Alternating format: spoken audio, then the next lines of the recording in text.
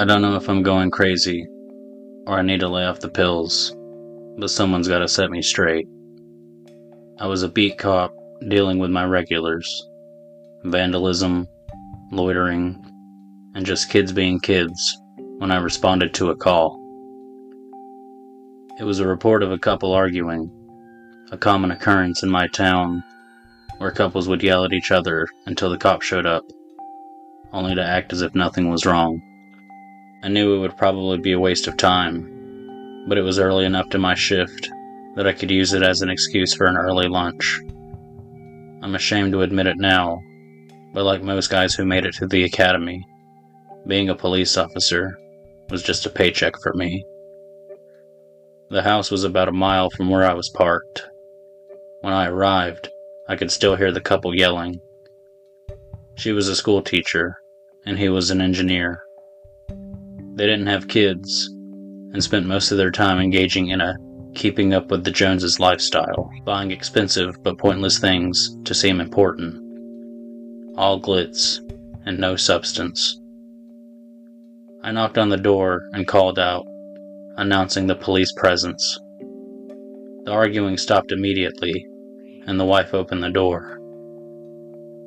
She was short and pretty, with brown eyes and blonde hair. An odd combination, but I wasn't one to judge. I just wanted to get on with it.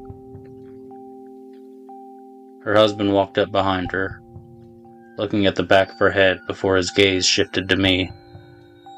He forced a smile through gritted teeth, insisting everything was fine, and that they would try to keep their voices down. She turned to glare at her husband, and he certainly looked frightened. I asked him to step outside, so I could talk to him alone. She glared but didn't protest. Once alone, I asked if he was okay. He replied in a monotone voice, "I left the window open again. Sorry." His mind seemed blank, and then his attention returned to me. A genuine smile replaced the frightened look, and all the worry that had concerned me vanished. "I'm sorry. What were we talking about?" He had no memory of what he had just said, or the argument that prompted the call. He claimed he loved his wife, and there were no issues to speak of. I mentioned this was the fourth call in as many months, and that we couldn't keep doing this, but he insisted they had never fought in their lives, not even recalling a single disagreement. I tried to delve deeper, even pulling up records of some of the last few calls, but he apologized and said he had no memory of those events, or even the nights in question. After a few go-arounds, I finally gave up and warned that if the calls continued, we might have to make an arrest. He must have thought I was joking, because he chuckled as if to say, "Yeah, right." But after a moment, that same worrying look I had first seen flickered over him again. "I left the window open again. Sorry," he repeated. He walked back into the house. The wife looked at him and hugged him. They smiled genuinely at each other, and then back at me. I gave them my card, and said if things were about to get heated again, they could call me before it escalated to yelling. I'm not a therapist or anything, but sometimes people need someone to talk to, you know? A month later, I received a call. It didn't go through dispatch. My sergeant mentioned I had a history with these people, and they seemed to favor me, so maybe I could unearth what was brewing beneath their facade. I wasn't keen on being singled out, especially since I found the couple not charming, but creepy. Reluctantly, I agreed, and my sergeant thanked me. His voice dropping to a murmur as I left his office. "Keeps muttering about windows." He shook his head, perplexed, and returned to his paperwork. I arrived at their house about an hour later. The air was still, but the front door stood unsettlingly ajar. A faint smell of sulfur, or a start to a barbecue drifting out like a ghastly invitation. I stepped up to the threshold and identified myself. The wife greeted me with a smile, her brown eyes darker than before, perhaps a trick of the dimming light. Inside, the husband's voice floated from the kitchen, singing a tune that seemed too cheerful for the hour.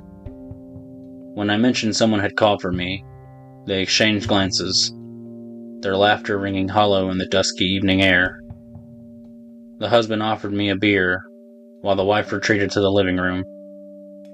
There, she was on her hands and knees, fervently scrubbing a large, ominous red stain on the carpet. Footprints were coming from the large bay window that marked the usually bright and cheery living room. She caught my gaze for a fleeting moment, her voice a whisper of guilt. I left the window open again. Sorry. She resumed her cleaning, her movements desperate. Meanwhile, her husband froze mid-step, his facade crumbling to reveal a look of deep torment. He stared at me, his eyes pleading for an understanding I couldn't offer. Her voice sliced through the tension from behind me. You okay in there, George? Snapped back to reality, his smile returned, forced and brittle. As they both shrugged off the moment with practiced ease, I tried to probe deeper, scanning the house for any further anomalies. But after enduring a few minutes of strained small talk, I excused myself. I reminded them my number was available, but only if necessary. Their smiles were tight-lipped, assurances that they'd call only if needed, yet everything was fine. The wife continued scrubbing, her eyes a shade darker, almost unrecognizable. A stark contrast to the woman I had met before. 6 weeks later, my sergeant called, his tone urgent. What do you know about that couple? They're asking for you again. I confess I had tried to erase them from my mind. Their presence lingered uncomfortably. He dismissed with a grunt. I don't have time to field home visits for lonely professionals. You need to go there and tell them your number isn't for casual use during working hours. He explained his attempts to call them back, but the phone rang endlessly each time into the void. No answer. Ever. Go put this to bed, he ordered, his frustration clear. I'm not running a therapy clinic. I pulled up to the house at about 7:30 p.m., just as it had begun to rain.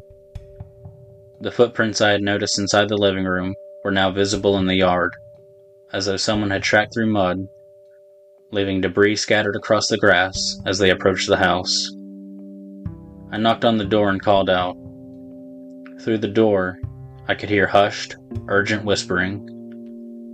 After a minute or so, the wife answered, dressed in a long nightgown, her smile serene yet unsettling. I explained I had received another call and asked if everything was all right. She mentioned she had been working a second job and hadn't been home much, but perhaps her husband George might have noticed something. He was out in the garden, just finishing watering his tomatoes. Glancing back at the rain, now noticeably heavy, I resolved to end these bizarre visits once and for all. I accepted her invitation and moved through the house toward the backyard, finding him as promised, watering his tomatoes, despite the rain pelting down so hard he was almost obscured from view. He shouted through the downpour. I left the window open again, sorry, and continued tending to his plants. As he spoke these words, I felt the wife's hands on my right arm, her grip urgent as she tried to pull me back toward the house, terror evident in her eyes. I noticed they were blue now, not brown as before. She seemed unable to speak, but pulled me toward the kitchen and the basement door. Isn't that right, Lois? We heard through the rain. She stopped pulling, her expression abruptly shifting back to placid serenity. The familiar brown of her eyes returned, and the fear vanished. She laughed it off and insisted everything was fine, asking if I wanted a drink. As she went to fetch it, I noticed the basement door was ajar, just enough to reveal the muddy footprints I had seen outside, leading up and down the stairs. These prints were too large to belong to either of the two residents. More disturbingly, there were noticeable drag marks on the wall, as though someone, or something, was regularly being forced down the stairs. I didn't want to stay in that house a moment longer. I said a call had come in over the radio, and that I had to get back to the station right away. They looked at each other, the smile gone for just a moment, and then returned their gaze to me. "Have a good night, officer." They responded in unison, their smile notably artificial. I nearly stumbled through the threshold on the way out the door and tipped my hat. I was never coming back if I could help it. Weeks passed without further calls, but the silence was as unsettling as the whispers I had heard from the house. One overcast morning, when the couple had uncharacteristically missed several days of work, my sergeant dispatched me back to their residence, accompanied by additional units. The atmosphere was tense, an electric dread charge hanging in the air as we approached the familiar yet foreboding home. The house was silent as we entered, the usual signs of life eerily absent. The air was thick with an unspoken horror. A neighbor found something in the basement, the place I had avoided during my previous visits, haunted by the memory of those heavy, dragging footsteps. With a deep breath, I led the descent into the basement, the air growing colder with each step. The door creaked ominously as it swung open, revealing a macabre scene that would haunt my dreams forever. Lined up against the cold concrete wall were 11 bodies, each eerily similar in appearance to the couple, but distinguishable by their eyes, skin tones, and facial features, subtle yet clumsy attempts to mask their ethnicities. Their lifeless gazes were fixed on a mark on the ceiling, above which the phrase, "I left the window open again, sorry," was written in black ink that appeared both fresh and indelible. The air was thick with the smell of decay and secrets long concealed. Footprints, much heavier than any I had previously seen, led from the meticulously arranged bodies to a concrete wall in the foundation of the house. These prints ended abruptly at the wall, offering no clues as to the path or fate of whatever or whoever had left them. I'm putting in my papers today. I'm not going through something like that again. I left the window open again. Sorry. But I wasn't crazy, right?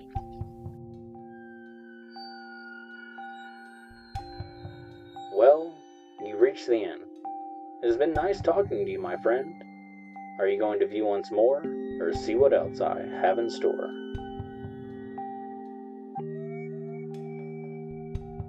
Remember to like, comment, and subscribe on this video. If you have any stories of your own, submit it to my Discord, which you can find in the description of this video.